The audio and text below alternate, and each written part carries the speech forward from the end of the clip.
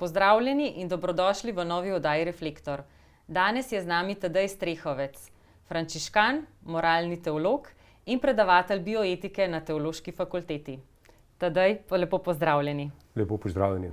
Danes sva se dobila, da malo predebatirava vprašanja še o neplodnosti.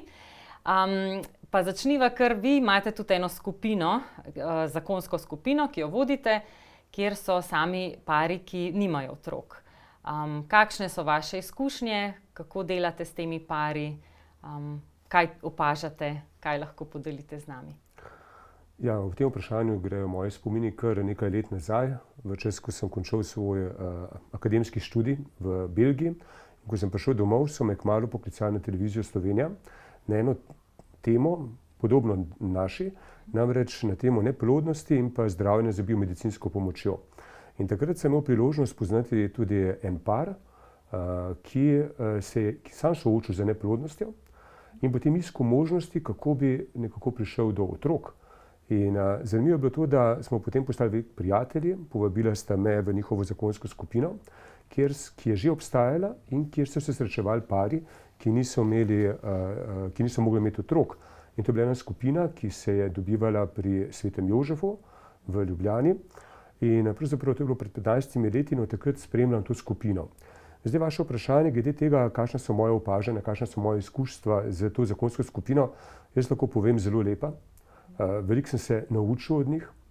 Če sem prej te teme, kot je recimo neplodnost, skrivnost nastanka človeškega življenja, kako se soočati s to preizkušnjo, poznal predvsem bolj iz tehničnega zornega kota, iz knjig, iz znanstvenih razprav in tako naprej, sem potem se v pogovoru z njimi soočil pravzaprav tudi še z drugimi razsežnostmi vseh teh preizkušenj. To pa je seveda najprej ta, da pogostokrat pari, pa celo v veliki večini primerov, pari, ko se soočajo z neplodnostjo, padejo v veliko stisko. Potem drugič, da nimajo primernega jezika. Veste, slovenski jezik je včasih preveč siromašen, kako sploh opisati to stanje, v katerem se takšna dva zakonca znajdeta. Potem nadalje, problema, s katerimi se taki pari soočajo, je povezan s tem, da si zastavlja vprašanje, kaj je narobe z menoj ali pa z nama. Včasih gre lahko zadeva celo tako daleč, da obtožujete drug drugega. Potem, na primer, je velika preizkušnja tudi v tem, da si zastavljate vprašanje, ali sta sploh še zakonski par, ali sta sploh še družina, še zlasti, če vidite svoje prijatelje, sorodnike, ki pa lahko imajo otroke, oziroma se že veselijo življenja. Zanimivo pa je, da tudi nekateri pari grejo pa tudi skozi zelo hudo krizo, čisto v partnerskem odnosu, tako da preprosto ne zmorejo več in se razidejo. Številni grejo pa tudi skozi krizo vera. Preprosto si zastavljajo vprašanje, kako tudi se to nama zgodilo, kaj smo hudega naredili, kje je Bog, kje je ljubezen. Se pravi, nekateri grejo tudi skozi to preizkušnjo. Bi pa še to omenil, da ob vsem tem spremljanju teh zakoncev, ki se soočajo z neplodnostjo, pa vedno sam pri sebi nekako odkrivam, da so ti pari pravzaprav v nekem smislu neprostovoljno znamenje temu svetu, da človeško življenje ni nekaj samoumevnega, ampak v bistvu je velik božji dar oziroma prava božja milost. In ob tem spremljanju teh zakoncev in te zakonske skupine sam še bolj v nekem smislu cenim in se veselim vsakega novo spočetega oziroma novorojenega otroka. Ja, rekli ste, da zakonce obtožujete drug drugega. Kaj pa Boga? Obtožijo tudi Boga? Seveda, jaz mislim, da ni malo kristjanov, ki se soočajo ali pa imajo to izkušnjo neplodnosti, ne se bodi začasne ali pa trajne, ki ne bi tudi šli skozi to osebno krizo, se pravi same vera in pa odnose do Boga. Zato je vedno tukaj take zakonci so vedno povabljeni, da gredo na kakšno božjo pot, da se vzamejo čas za molitev. Pomembno je tudi, veste, da bližnji, sorodniki, bratje, sestre teh zakoncev, da jih skušajo razumeti, da zanje molijo, da jih ne mučijo z vprašanji, kdaj pa bodo otroci, kdaj bomo pa mi imeli nečak, kdaj bomo pa mi imeli svoje vnuke, recimo včasih starši vprašajo ta mlade, ker kajti ta vprašanja, sploh če so težave, lahko prebudijo ogromne neke stiske, bolečine, in tukaj se mi zdi, da je pomembna stvar, da izkazujemo tisto, kar naš Bog je, to je ljubezen, to je sočutje, to je usmiljenje in pa neko pravo prijateljstvo, kjer je v središču življenjska opora, ki jo lahko damo takšnim parom. Ja, naj grejo pari na pot. Slišala sem, da ste tudi vi poromali večkrat po poti kamina. In tudi tam ste srečali take pare, ki se borijo z raznimi življenjskimi izkušnjami. Če je lahko kakšen mogoč primer, ali pa če vas je kaj nagovorilo v kaminu? Ja, gledajte, jaz sem imel to milost, če lahko temu rečem, da sem lahko nekajkrat poromal in celo tudi peš na kraj, na grob znamenitega apostola svetega Jakoba v Santiago de Compostela v Španijo. Ta znameniti klasični kamino je dolg 800 km in je lepa priložnost, ker je vedno bolj obiskan in zaradi tega vedno priložnost, da lahko tudi srečaš zelo različne ljudi. In na ta kamino se ljudje odpravljajo ne samo zaradi tega, da bi bili v dobri kondiciji ali pa da bi recimo v nekem smislu dosegli nek cilj, neko dolgo pot, ampak tja prihajajo ljudje tudi zato, ker gredo v svojem življenju skozi nekatere trenutke, ko bo treba sprejeti temeljne življenjske odločitve. Tam sem srečal veliko mladih, ki v nekem smislu so lahko že končali študij, pa niso vedeli, kako naprej v življenju. Potem recimo mladi, ki želijo skupaj živeti, pa mogoče v nekem smislu hoče še nek dodaten test, ker želijo priti do odgovora, ali sta res najbolj primerna drug za drugega, da ustvarita družino. So pa potem tudi ljudje, veste, starejši, ki se pripravljajo na smrt, so ljudje, ki so preživeli recimo raka, pa potem gre na tako dolgo romanje tudi znamenje hvaležnosti, pa tudi pari, ki ne morejo imeti otroka. Jaz sem srečal nekaj takšnih parov, recimo en takšen par, ki mi je zdaj pred očmi, je par, ki je padel v zelo hudo stisko, ker nista mogla imeti otrok in sta bila tik pred tem, da bi se ločila. Ker, kot sem že prej omenil, ta preizkušnja, da ne moreš postati oče ali pa mama, je zelo globoka, in v tem smislu nekateri pari preprosto ne zdržijo. In recimo en par, ki sem ga srečal, hvala Bogu, se je odpravil na to dolgo pot v upanju, da bosta na tem romanju dobila Božjo milost, da bosta lahko ostala skupaj, da bosta šla skozi ta križ, ki ga imata. Potem sem srečal tudi par, recimo ene gospe, ki je ponovno poročena in ki se je ločila v prvem primeru, zato ker ni mogla imeti otrok, ker je bil prvi mož, je bil neploden. Se pravi, tudi tam na takih poteh človek sreča različne ljudi z različnimi življenjskimi zgodbami in seveda vsem tem je človek vesel vseh ljudi, ki se ne predajo, ampak se oprejo na Boga, iščejo poti naprej v življenju in jaz verjamem, da tam, kjer ljudje hodimo, takrat dejansko smo lahko še na poseben način blizu Bogu. Zgodovina, splošna zgodovina govori, da pravzaprav vsi največji ljudje tega sveta so vsi bili ljudje, ki so veliko hodili. Jezus, Božji sin, apostol Pavel, Mojzes, Martin Luther King, Gandhi, vsi so bili pravzaprav zelo dobri, vztrajni hodci, če lahko temu rečem, ljudje, ki so radi hodili, ker so se zavedali, da takrat, ko se človek giblja, ko v nekem smislu ni v nekem krču, nekje v nekem kotu, ampak ko greš na pot, ko se odpreš svetu, takrat človek tudi bolj svetlo gleda v življenje in tudi moče tudi lažje najde drugačne poti. Ja, so pa te ljudje, omenili ste ločanko in ta par neplodni, so včasih zaznamovani strani katoliške cerkve oziroma se oni čutijo. Zdaj pa dajva še razjasniti, zakaj pa katoliška cerkev vztraja, zakaj je tako pomembno, da par ne gre na postopke umetne oploditve oziroma zakaj katoliška cerkev tega ne odobrava, kje so razlogi. Vi kot strokovnjak bioetike veste veliko v tem, tako da če greva kar po točkah. Glejte, ko gre za, najprej čisto na začetku ste omenila, da včasih lahko, da se taki pari, ki ne morejo imeti otrok, ne čutijo primernost sprejeti v naših katoliških krogih. Tukaj sem še zdaj hvaležen eni taki družini oziroma enemu takemu paru na Viču, kjer sam delujem in ko sem bil kot mlad duhovnik, kot novomašnik, ko sem imel ob nedeljah maše, posebej družinsko mašo, sem velikokrat na koncu maše rekel, da želim vsem navzočim, da preživijo ta dan, to današnjo nedeljo v krogu svojih družin skupaj s svojimi otroki. Seveda, kmalu zatem je prišel en takšen par k meni v zakristijo in povedal, da sicer to zelo lepo, da zaželim tako prijazno, lepo nedeljo, ampak da ona dva nimata otrok in da jih to zelo boli.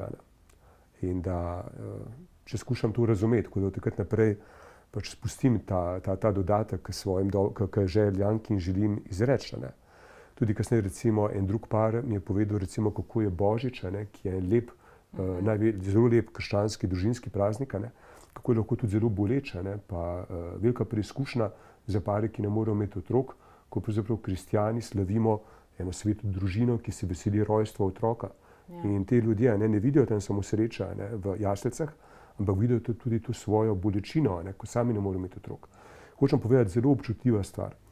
Drugače pa, ko je govora o tem, kako katoliška cerkev, kako katoliška skupnost gleda na neplodnost in pa na neplodne pare in na različne oblike zdravljenj, bi rad omenil najprej to, da je v katoliški cerkvi neplodnost ni nekaj novega. Že tekom celotne zgodovine, že v Svetem pismu imamo primere, ko so se pari svetopisemske osebnosti soočale z neplodnostjo. Imamo tudi strokovnjaki na področju Svetega pisma, znajo povedati, da je bila neplodnost v stari in novi zavezi vedno razumljena kot ena velika stiska, sramota in preizkušnja zlasti za ženo. V tistih časih seveda medicina še ni tako napredovala kot danes in so pogostokrat ljudje menili, da je neka žena neplodna zato, ker je nekaj hudega naredila, ker je grešna, ker je prekleta, ker ni blagoslovljena. In seveda to je bila zelo velika preizkušnja, to moče najbolj lahko vidimo ob zapisih o, se pravi, Elizabeti in pa Zahariju, ki sta bila starša Janeza Krstnika. Recimo Elizabeta je zelo trpela, večino svojega življenja ni mogla imeti otrok, bila stigmatizirana, kot to danes rečemo, v nekem smislu izključena, in zaradi tega je zelo trpela tako ona, kot tudi seveda njen mož Joachim. Kar je zanimivo je to, da tekom celotne zgodovine naše vere se je sploh v Svetem pismu je Bog blizu, je to spoznanje, da je Bog vedno blizu tudi takim parom in če se taki pari odločijo za molitev, če prosijo Boga, jih Bog usliši in jim da blagoslov tako, da lahko dobijo otroke, oziroma se rodijo otroci. To je ena stvar. Seveda danes, ko se pari, tudi kristjani soočajo z neplodnostjo, pa pridemo danes do silovitega tehnološkega razvoja na tem področju, ko gre za odpravo vzrokov neplodnosti in pa ko gre tudi za to, da se lahko posreduje človeško življenje na umeten način, se pravi s pomočjo tehnologije. Zdaj, kakšno je stališče katoliške cerkve na tem področju?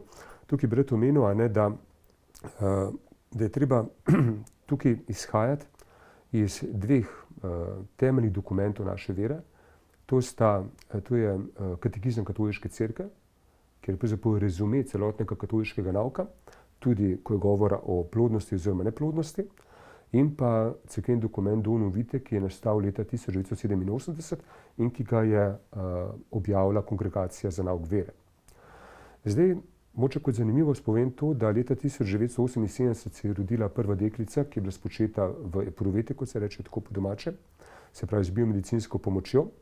Na začetku je bilo veliko navdušenja tako v znanosti, v medijih, kot tudi v katoliški cerkvi. Potem pa je v katoliški cerkvi prišlo do faze premisleka, približno 10 let je to trajalo, do leta 1987, ko je Kongregacija za nauk vere izdala ta dokument Donum Vitae oziroma Dar življenja in notri zapisala naslednje. Rekla je, da po domače povedano, na hitro, se pravi, da imajo neplodni pari, imajo dolžnost, so povabljeni, da poiščejo vzroke svoje neplodnosti. In če obstajajo etična zdravljenja, potem naj se teh zdravljenj tudi poslužujejo. Recimo, če je problem v motnjah jajčnika, motnji recimo v prehodnosti jajcevodov, ali recimo, ko gre za endometriozo in tako naprej. Se pravi, v vseh takih primerih naj takšni pari poiščejo vzroke svoje neplodnosti in naj se grejo zdraviti, naj se poslužijo medicine.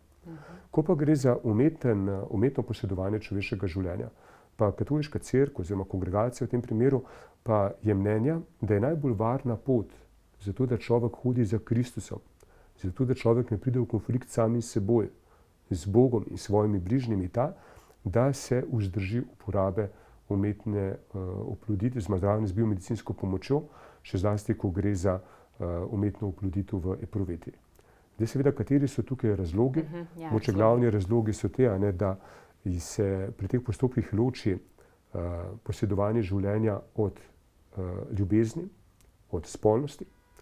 Potem drugi razlog je v tem, da pri postopkih zdravljenja z biomedicinsko pomočjo v epruveti običajno se vedno ustvari večje število zarodkov, ker večina teh zarodkov teh postopkov ne preživi. In danes tukaj govorimo o nastanku človeškega življenja in pa o smrti takšnega nerojenega otroka. In to je seveda z vidika katoliške cerkve velik problem, ker spoštujemo življenje od spočetja do naravne smrti. Potem tretji problem, ki ga je kongregacija izpostavlja, v tem, da imajo zdravniki in biologi neprimerno moč, da sami odločajo pod mikroskopom, kateri zarodek je dovolj zdrav, kateri zarodek bo ugnezden v maternico, kateri zarodek bo pa zamrznjen ali pa celo uničen. In v tem primeru gre tukaj pravzaprav za eno stanje, kjer imajo nekateri ljudje popolnoma neetično moč o tem, da odločajo o življenju ali pa smrti drugega človeškega bitja. Potem pa seveda obstaja še cela kupica drugih problemov, ki so povezani s tem. To pa je recimo že sam problem zamrzovanja človeških zarodkov, potem trgovina z materinstvom ali nadomestno materinstvo, potem problem darovanja in pa prodajanja oziroma komercializacije spolnih celic. Za nas katoličane je to seveda problem. Ampak da se vrnem nazaj, vprašanje je bilo, kako gleda katoliška cerkev na neplodnost, na te tehnike zdravljenja z biomedicinsko pomočjo.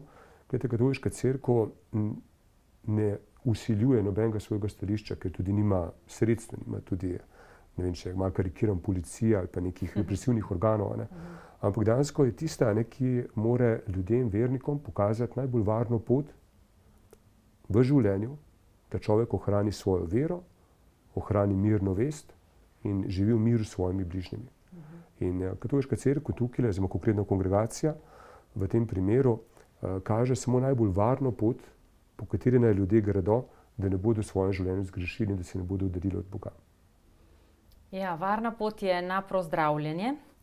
Nam lahko poveste kaj več o tem? Glede, napro zdravljenje, to je pač ena izmed oblik zdravljenja, ki je seveda za nas katoličane dobrodošla in pa etično popolnoma sprejemljiva.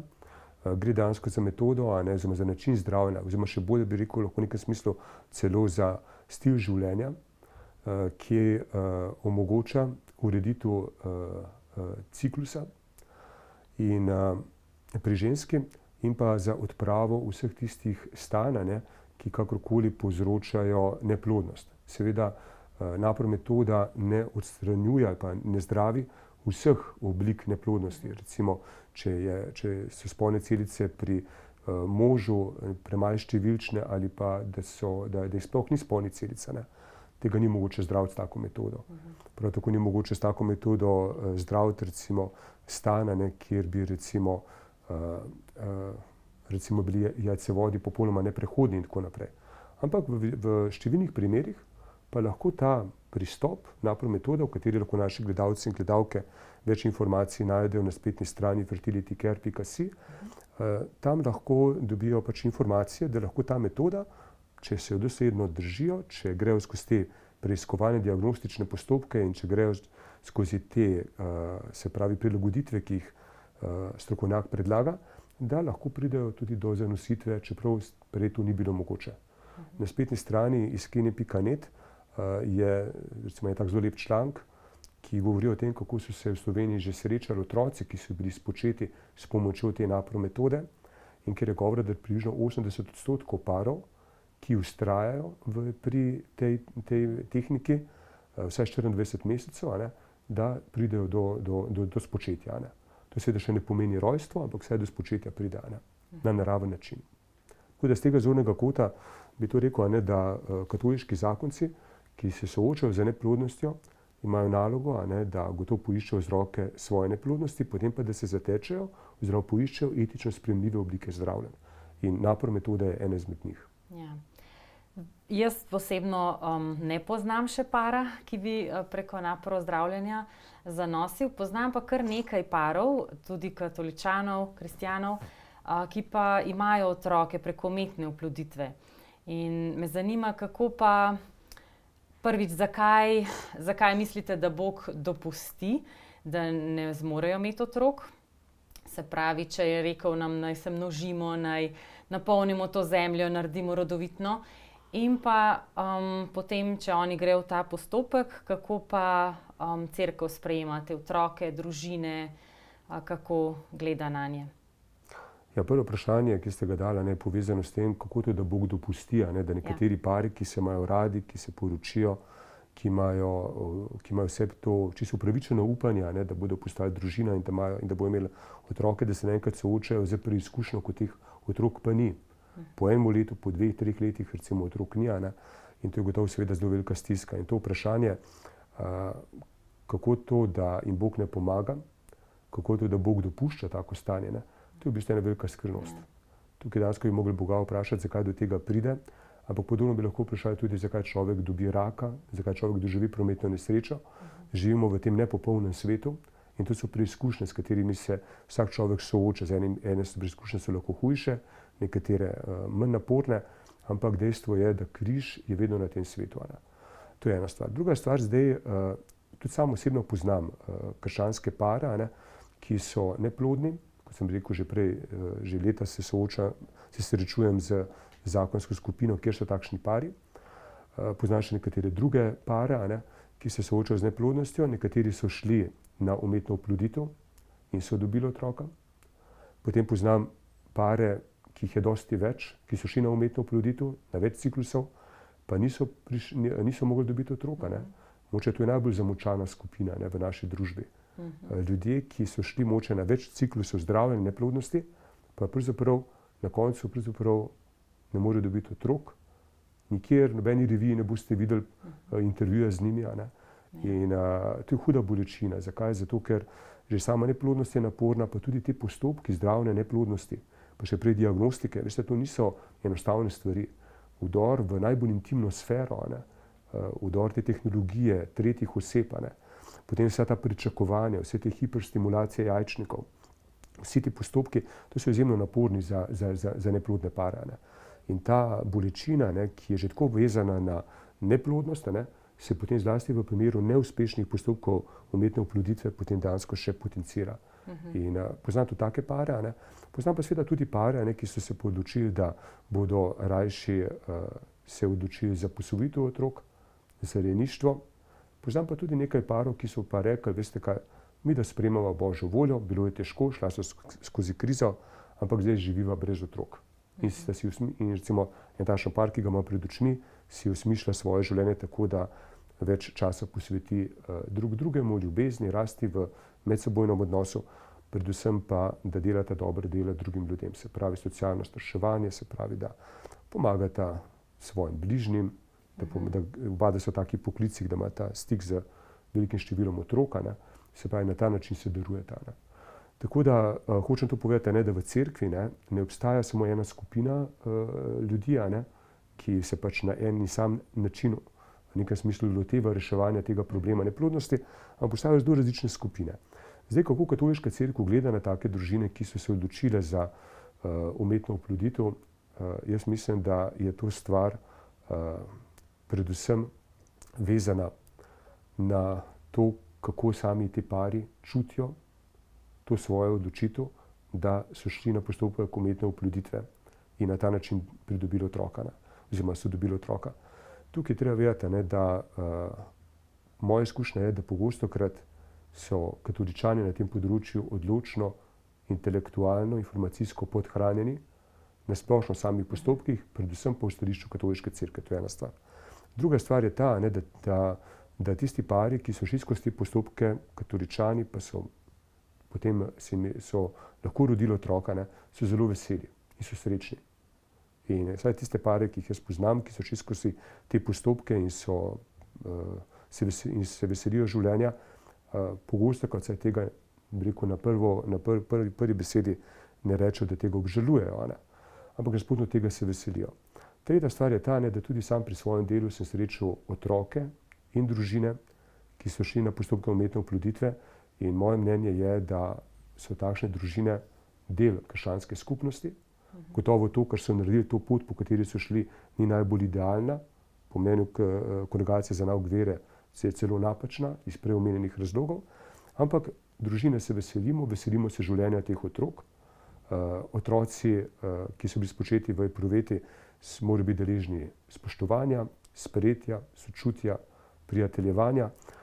Na drugi strani pa to še vedno ne pomeni, da kot katoliška skupnost nismo zvesti našemu nauku, ki pa govori, da če hočemo hoditi za Kristusom, potem je treba upoštevati resnico.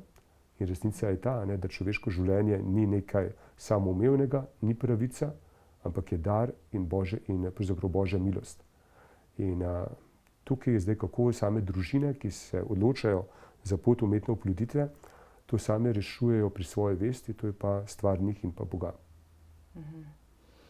Pa mislite, da bi kdaj lahko katoliška cerkev spremenila mnenje, da bi kdaj pa prišli do točke, da bi rekli, ne, mogoče pa to pa je sprejemljivo, 1 in 2 zarodek, nihče ne umre, ni nekaj takega, recimo.